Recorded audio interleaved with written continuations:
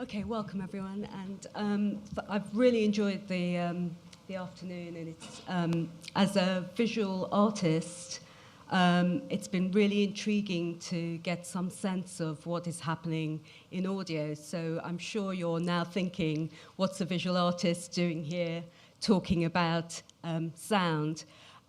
Well, I'm a visual artist, I'm an educator, I'm based at London South Bank University. I'm going to talk about a piece of work which is called Relocate, which is based on the tragic murder of Stephen Lawrence at the hands of a group of racists. So part of the discussion today was about content and about ways of immersing people. And so I'm hoping by telling you how I went about making the piece and how I moved into thinking about using sound only for this piece, that you'll get a sense of what's possible in terms of storytelling and the fusing of sound and that important thing of stories. But this is about expanding the documentary form, really, but obviously there's an element of storytelling involved. This is, it's an installation, Relocate. It's a multi-channel installation. This is the first thing that you see when you enter, which is the road sign from Wellhall Road, which is where Stephen Lawrence was murdered back in 1993.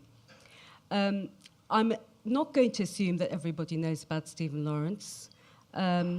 Stephen Lawrence was an 18-year-old young black African Caribbean who was walking home with his friend late at night. It was April 1993, at around 10-ish at night, and they took a different route, and they were waiting at a bus stop, and Stephen Lawrence was brutally murdered by a group of young white youths. The striking thing about this case is that not only was this a really violent attack, but it was all, and the racist intent of the attackers, but also what subsequently became clear was that the police racism involved in the case meant that the case has since not been resolved, and only 2 of the murderers have been sent down, despite the fact that people know who murdered Stephen Lawrence, and I'll talk about that a little bit later. So this case is one of the highest profile cases in UK history when it comes to racist attacks. In terms of the media and the background to the case, there wasn't much media attention until really the public inquiry took place, which took place in 1998. And that public inquiry really was highly critical of the police response to the murder, to the extent that the term institutional racism was coined, where the views of the police officers who were there on the night tainted their approach to setting up the protocols that should be set up around a racist attack or any murder, any attack. And one of the things that happened was that they assumed that Stephen and his friend Dwayne, who were walking home together, they assumed that they had caused some trouble, and they went off to some pub up the road rather than dealing and setting up a proper scene log and getting everything underway. So this is how the case started, and I think one of the things that the inquiry brought out was that institutions can be racist, and that can affect the way that they treat people. And it has had a massive impact in terms of legislation. I think it's important to revisit the Stephen Lawrence case because of this. This is the headline that was run in 1997, which was after the inquest returned a verdict of unlawful killing, that Stephen was attacked, involved in an unprovoked attack that was of a racist nature. And this is unprecedented because the Daily Mail actually named all 5 of the people who have been, who were considered to be the perpetrators, which is unheard of. And I think this is because of the fact that despite what the police claimed, which is that there was a wall of silence and that people weren't coming forward, people in the area knew who had conducted this murder. So, moving on, one of the things that's really important is that when looking at the media and the media coverage was that it wasn't the case that the media really focused on racism. In fact, racism was downplayed in the media. It was often couched in terms of good against evil. You've got this decent family, the Lawrences, and you've got these wicked young men. And that's the way that the media portrayed the case. But actually, there were narratives that were really downplayed, such as the one that involved Dwayne Brooks. He was often written out. I mean, he was as much a victim as Stephen Lawrence, and and he was treated really badly. And in fact, later on, I think got a massive payout for the Metropolitan Police for their treatment of him on the night.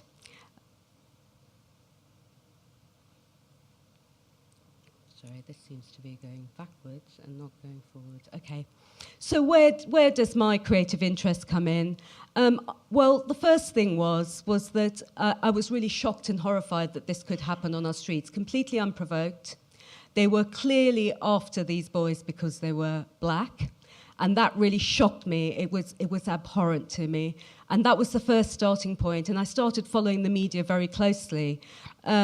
And then there was the determination of the family to try and find justice for Lawrence and for Stephen Lawrence, and they would not let it rest. And I think that really was important in terms of my artistic motivation.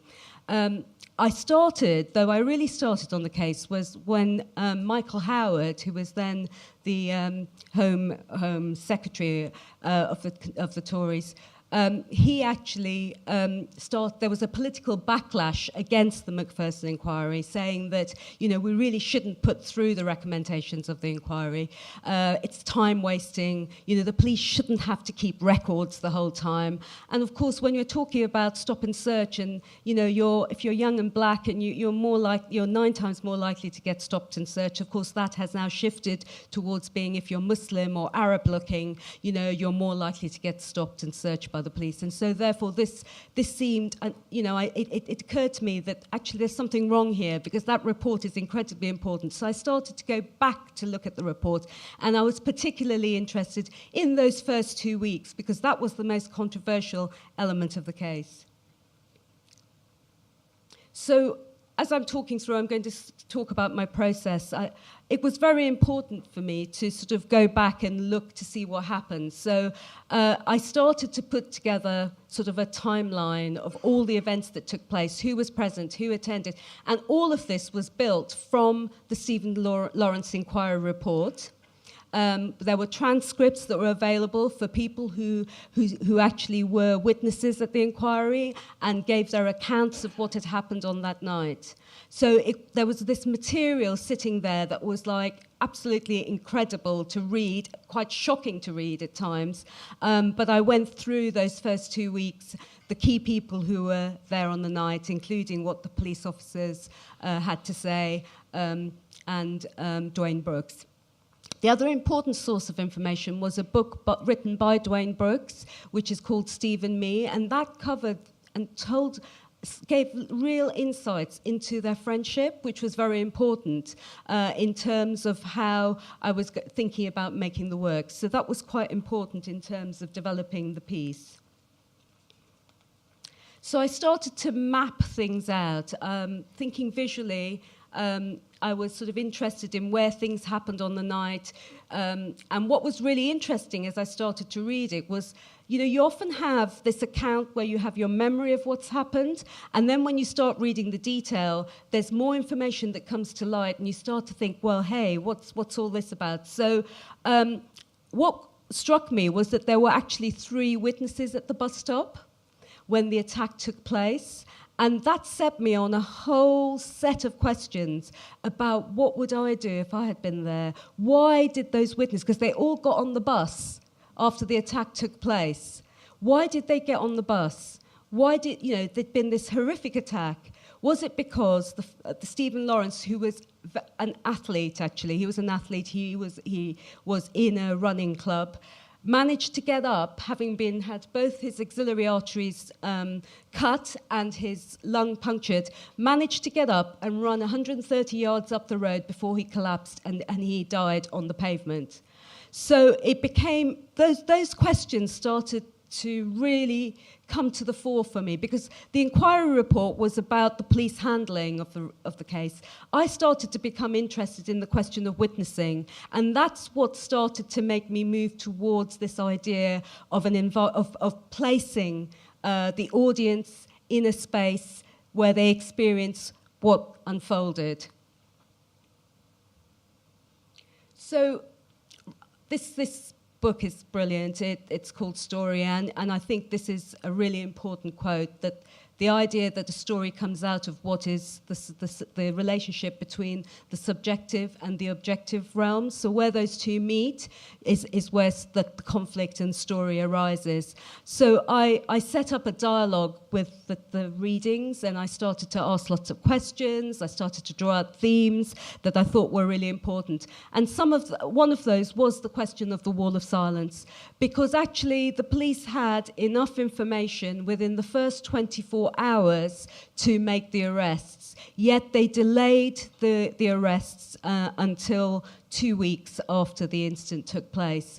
And there's all sorts of reasons why that happened, apart from the racism. As I understand it, there was some corruption in the police. David Norris, Clifford Norris, who was David Norris's one of the perpetrators' father, was giving backhanders to the police. So there was a lot of corruption, not only the racism, they didn't follow their own procedures. I mean, it was highly critical. There were 72 recommendations. The law has been changed since around double indemnity because of that case. So there's a lot that came out of this case. But I was interested in witnessing because it started to make me think, what would I do? You see something horrific, and we do come across things happening on the street. And I felt that was a way into getting people to think about the case and the many, many different layers of narrative that come out of that case.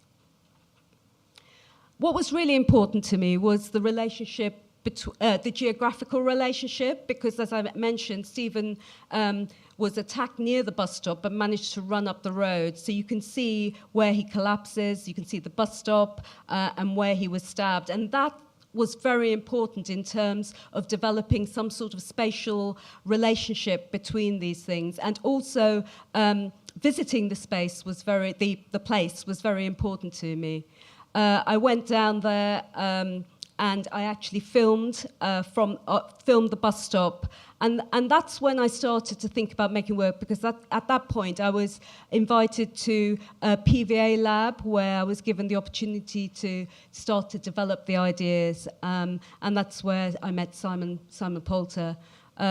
And it was at that lab that I started to sort of shift away from what I had seen as being an audiovisual piece to start to think about the possibilities of sound and why sound was probably the best approach to be taking with this piece. So here's a still from the bus stop. I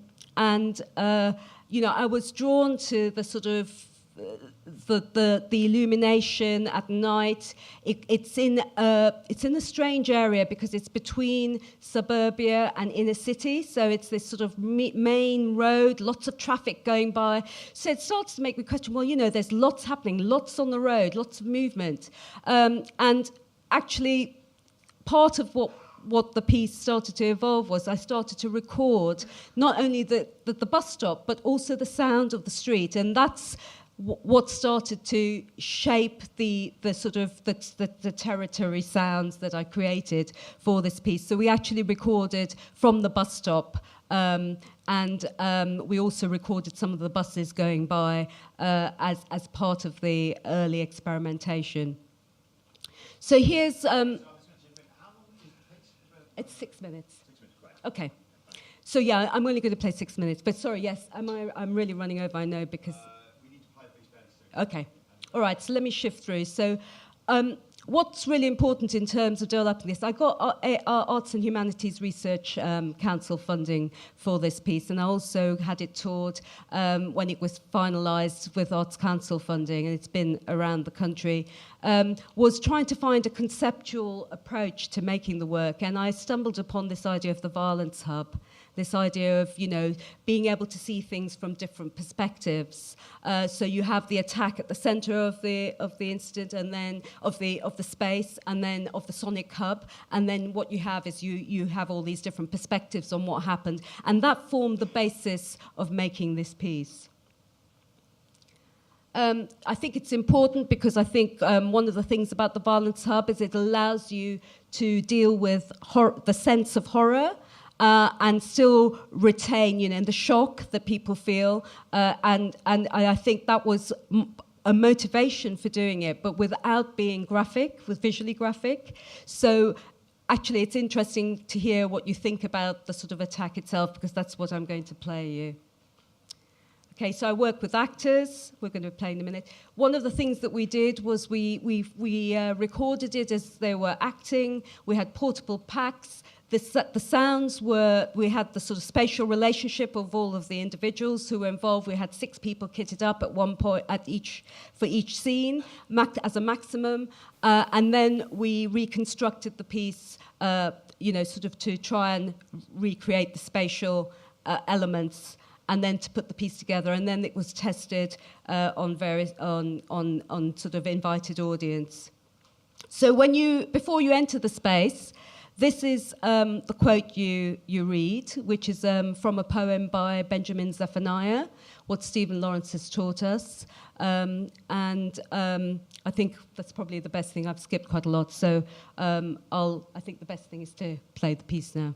So basically, it's a darkened space when you enter. It's much smaller than this. It's about 5 meters by 8 meters. Darkened space, no sort of visual cues,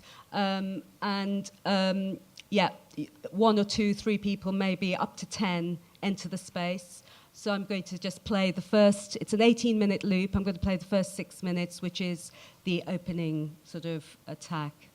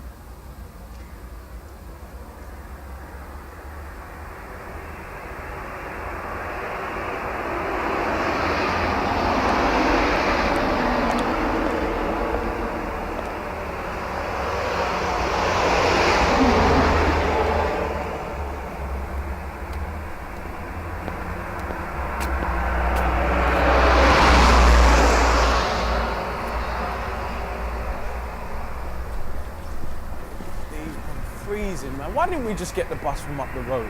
From down straight, it's the quickest route. Yeah, but I don't understand. We could have easily just got a bus from there. I'm down straight. I ain't seen my mum in 3 days. I don't care. I know that, but Steve, I hate this ends, man. I hate this area. I hate them too, but this ain't up for discussion. I ain't seen my mum, and I want to get home the quickest way possible. I know you want to see your mum, but what I'm trying to say... Shut up, D, whatever. You alright? Yeah. Thanks for stopping the bus earlier. No, it's okay. Yeah, safe for that. It's alright. Cold, innit? Yeah, it's very cold. Where are you from? I'm French. Nice. Steve, what's the time? It's 20 past. 20 past 10. 28. So, It's not right. It's long, man. Stop. So long. You're just like your Uncle Longton. It's my uncle. Long, man. So dark. It's like shit.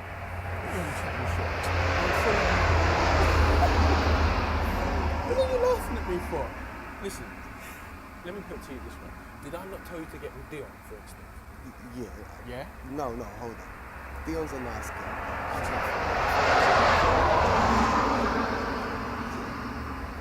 How can we her boyfriend's after me.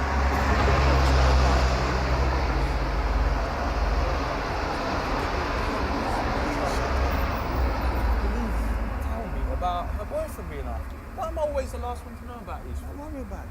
All right then. I'll calm down. Where'd that come from? What? Do you have to say something?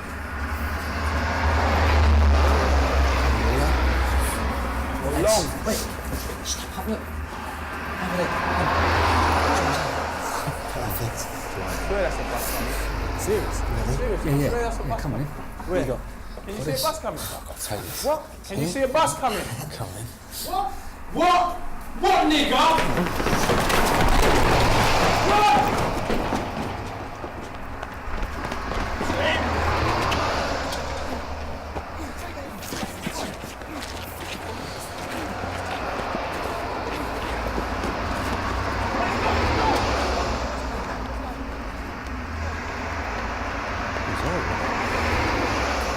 She's gonna be okay, do you think?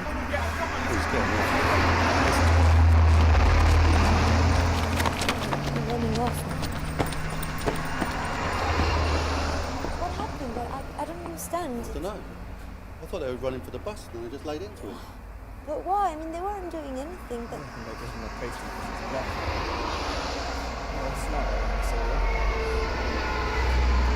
So, are we calling the police?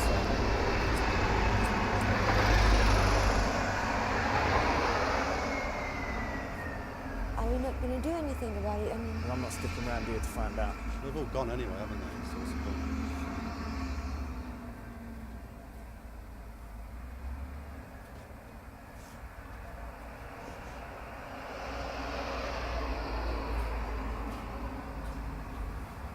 Well, that's my bus coming. Sure, we shouldn't stay. I mean,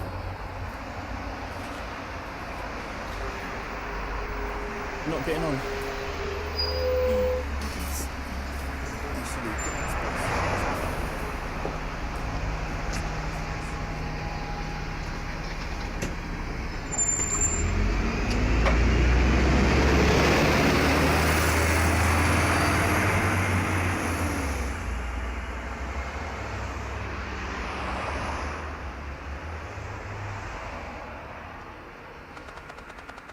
Information for any solos, Rochester Way, Southeast 9.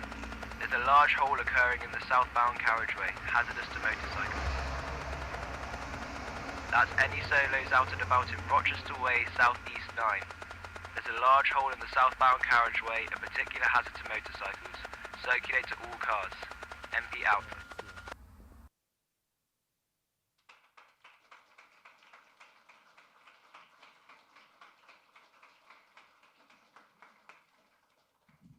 Thank you again, Tahera. Thank you so much.